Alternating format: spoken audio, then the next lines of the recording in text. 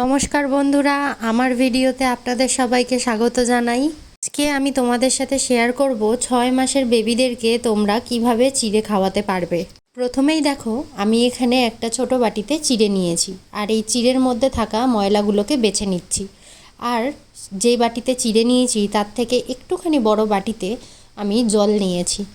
ছোট বেবিদেরকে চিড়ে খাওয়ানোর আগে অবশ্যই আমাদেরকে চিড়ের ভেতর থেকে এই চিড়ের কালো কালো ময়লাগুলোকে বার করে ফেলে দিতে হবে।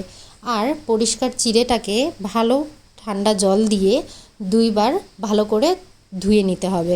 ভিডিওতে ভালোভাবে দেখো, আমি যেমনভাবে হালকা হাতে চিড়েটাকে ডলে ডলে ধুয়ে নিচ্ছি, ঠিক এমনভাবে চিড়েটাকে 2 বার জল দিয়ে ধুয়ে নিতে হবে ভালো করে।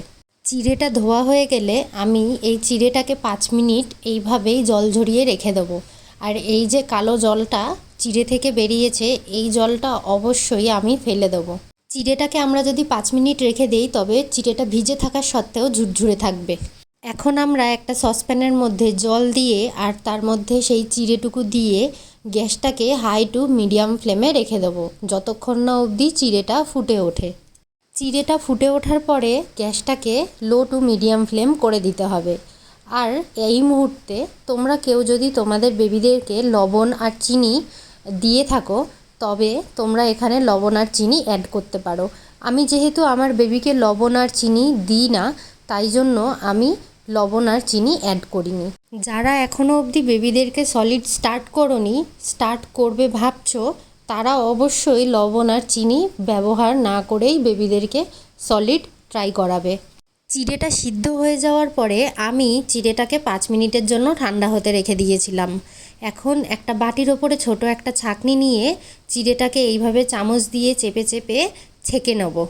কারুর যদি এইভাবে চামচ দিয়ে করতে অসুবিধা হয় তাহলে পরে তোমরা খুব ভালোভাবে হাতটাকে হ্যান্ড ওয়াশ দিয়ে ধুয়ে তারপরে হাত দিয়েই ছেঁকে নিতে পারো। আমি এখানে হাফ চামচ ফর্মুলা মিল্ক মিশিয়েছি শুধুমাত্র ফ্লেভারটা আনার জন্য। তোমাদের যদি মনে হয় তোমাদের বেবিরা শুধু খাচ্ছে তাহলে শুধু দিলেই হবে, আর যদি মনে হয় যে তোমরা একটুখানি দুধ দেবে তাহলে সেটা দিতে পারো। ব্রেস্ট মিল্ক দিয়েও এটা দেওয়া যেতে পারে। আমি এখানে চিড়ে সিদ্ধটাকে একটু ঘন করেই নিয়েছি। যদি আমার বাচ্চার খেতে অসুবিধা হয় তবে আমি এইটাতে আরেকটু জল দিয়ে আরেকটু পাতলা করে নেব। তোমরাও তোমাদের বেবির সুবিধা মতন পাতলা বা ঘন করে নেবে। তবে বন্ধুরা, আমার এই ভিডিওটা যদি তোমাদের হেল্পফুল মনে হয় তাহলে পরে অবশ্যই তোমরা আমাকে সাবস্ক্রাইব করে দিও আর আমার ভিডিওটাতে লাইক আর কমেন্ট করতে ভুলবে না। Bye bye.